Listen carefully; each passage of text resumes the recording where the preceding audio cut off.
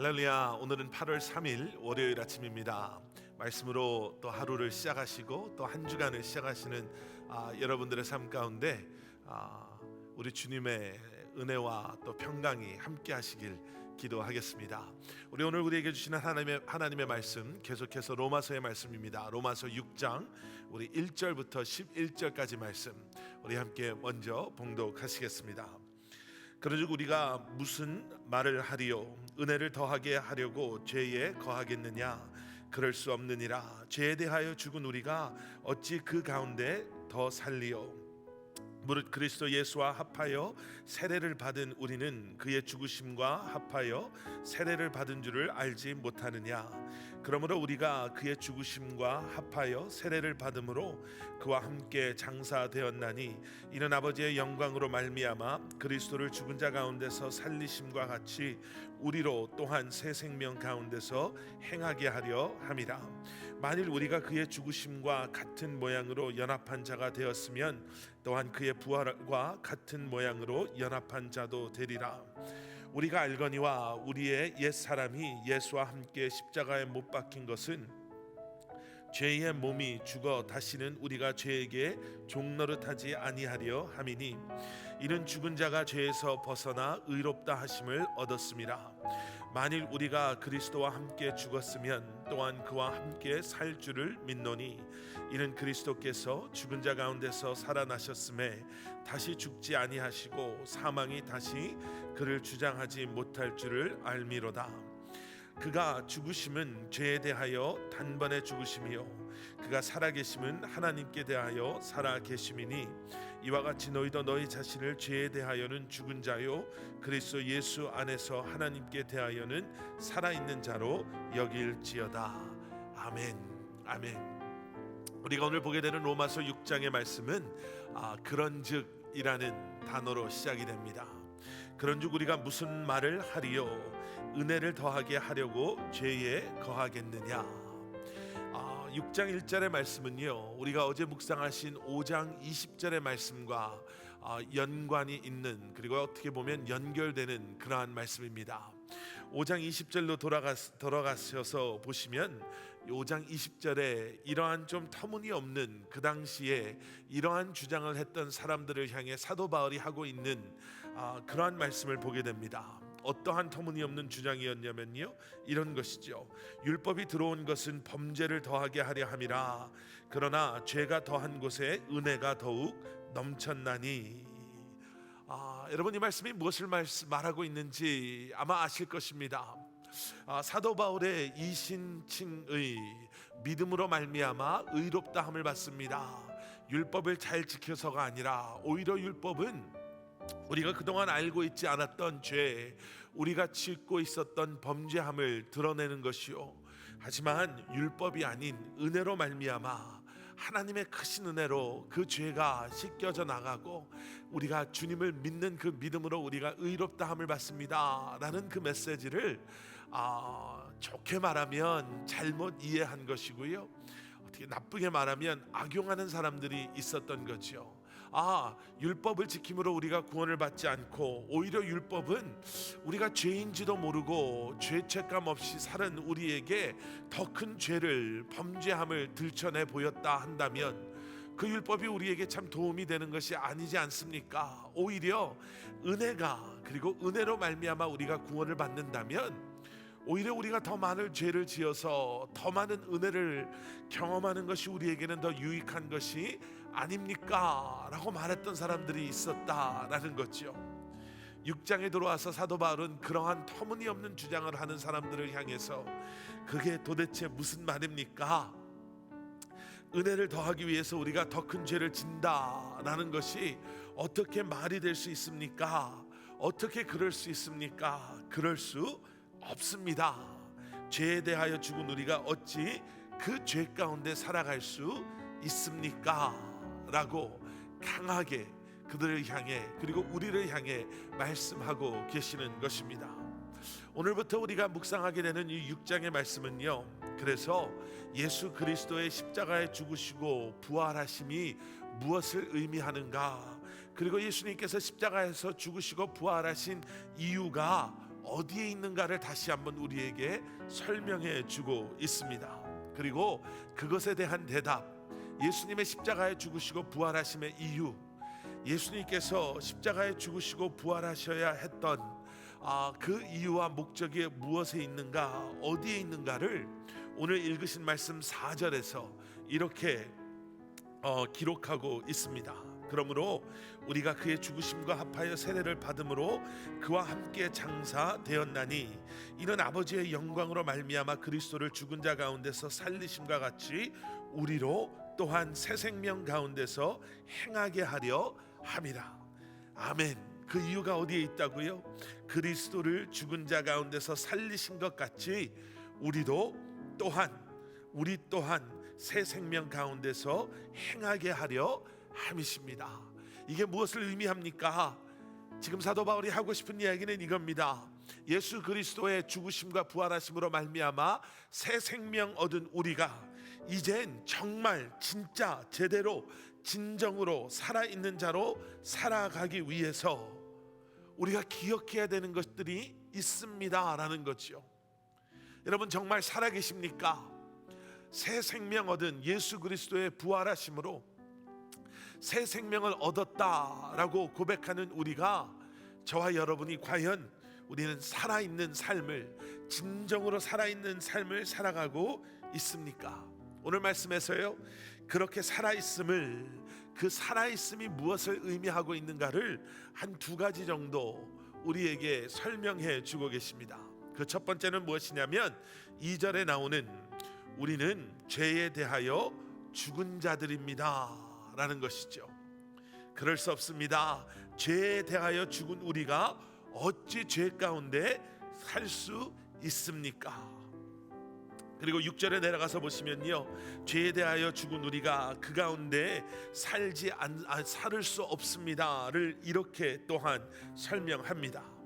우리가 알거니와 우리의 옛사람이 예수와 함께 십자가에 못 박힌 것은 죄의 몸이 죽어 다시는 우리가 죄에게 종노릇하지 아니하려 함입니다.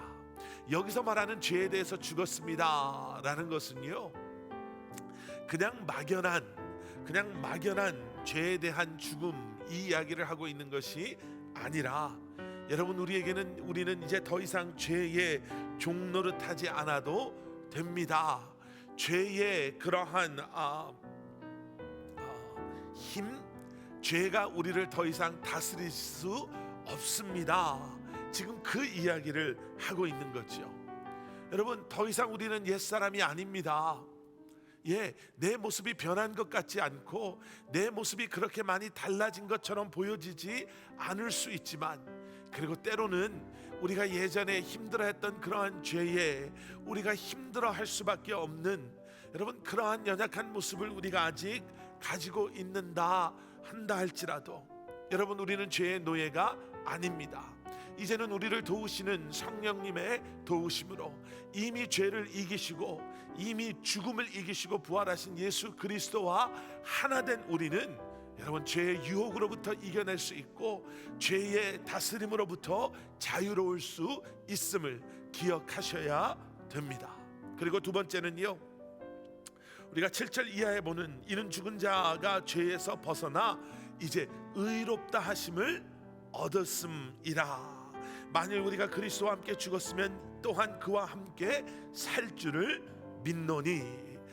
죄에 대해서 죽은 우리는요, 이제는 예수 그리스도와 함께 새 생명, 우리가 이제는 의롭다 함을 얻은 새 생명 가운데 살아있는 하나님의 자녀임을 우리가 기억해야 됩니다. 우리가 앞에서도 봤지만 세례라는 단어가 등장하죠. 이미 세례를 받으신 분들을 아마 세례 교육을 통해서 이미 세례가 무엇을 의미하는가, 왜 우리가 세례를 받는가, 왜 침례가, 그리고 침례가 과연 무엇을 의미하는가를 이미 들으시고 또 배우신 줄 압니다. 세례는요, 우리가 물 아래가 상징하는 죽음, 그리고 물 밖으로 나옴으로 말미암아 이제는 우리가 생명을 얻었음을 우리가 선포하며 다시 한번 기억하는 너무나도 귀한 예식입니다. 우리 안에 새 생명이 있음을 고백하는 예식이고요. 그 새 생명이 예수 그리스도와 하나됨으로 말미암아 우리에게 허락되어진 주어진 하나님의 은혜임을 우리가 고백하는 자리가 세례의 자리입니다. 우리가 지금 좀 전에 읽었던 것처럼 8절에 나오는 말씀처럼 우리가 그리스도와 함께 죽었으면 또한 예수 그리스도의 부활과 함께 산 줄을 믿노니 9절 말씀, 이는 그리스도께서 죽은 자 가운데서 살아나셨음에 다시 죽지 아니하시고 사망이 다시 그를 주장하지 못할 줄 암이라. 그리고 계속해서 11절 말씀이요, 이와 같이 너희도 너희 자신을 죄에 대하여는 죽은 자요 그리스도 예수 안에서 하나님께 대하여는 살아있는 자로 여길 것이다. 여러분, 여기서 말하는 여기다라는 단어는요, 숫자적인 계산적인 계산한다 라는 의미를 가지고 있습니다. 따져보아라 라는 의미가 있는 거죠.